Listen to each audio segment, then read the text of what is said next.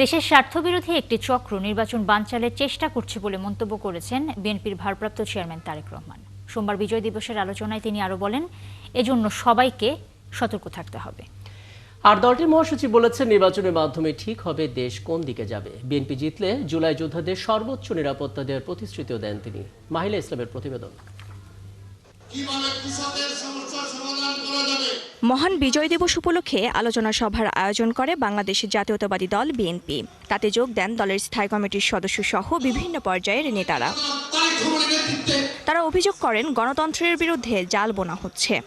মা, পিম্পল 5 দিনেই চলে যাবে। যাবে না মা। যাক, নিমের 5 অংশের পাওয়ারে 5 দিনেই দূর হবে পিম্পল। হিমালয়া পিউরিফাইং নিম ফেস ওয়াশ। যোদ্ধাদের বাড়ি ঘর চিনিয়ে দিয়েছে, পাক বাহিনী দোষর ছিল, তারাও আজকে বলার চেষ্টা করে যে তাদেরও নাকি কন্ট্রিবিউশন ছিল। অনেকে এককভাবেই সরকারের পতনের দাবি করে। আবার কি বলে জানেন? আবার বলে 17 বছর আপনারা কোথায় ছিলেন? কাকে জিজ্ঞেস করে? বিএনপিকে। সবচেয়ে হাসি পায়, আরে এই 17 বছর তোমরা কোথায় ছিলা? যে সমস্ত আমরা ষড়যন্ত্র দেখছি, সেই ষড়যন্ত্রের মধ্যে বহুবিধ ঢাল পালা গজিয়েছে।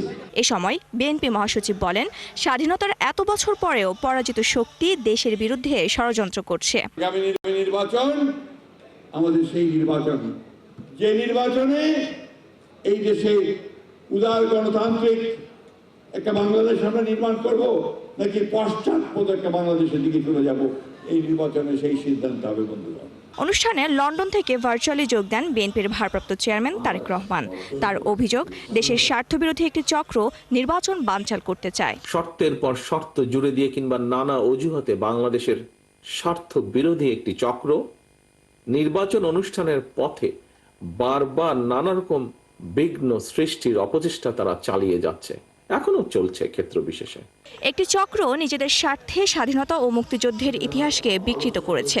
তারা ইতিহাসের নতুন বয়ান তৈরি করতে চায় বলেও মন্তব্য করেন তারেক রহমান। স্বাধীনতা এবং মুক্তিযুদ্ধের ইতিহাসকে চেষ্টা করেছিল, তারা করেও ছিল, অনেক ক্ষেত্রে দলীয় ইতিহাসে তারা পরিণত করেছিল।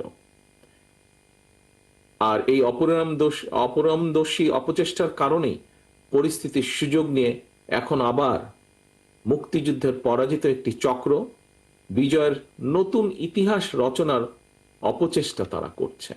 অভিজ্ঞতা অর্জনের জন্য আগামী নির্বাচন নয়, দেশের সার্বভৌমত্ব সুসংহত রাখার জন্যই এই নির্বাচন বলেও জানান তিনি। ইনশাআল্লাহ ষড়যন্ত্রকারীরা অবশ্যই পিছু হটতে বাধ্য হবে। মাহিলা ইসলাম, ৭১, ঢাকা।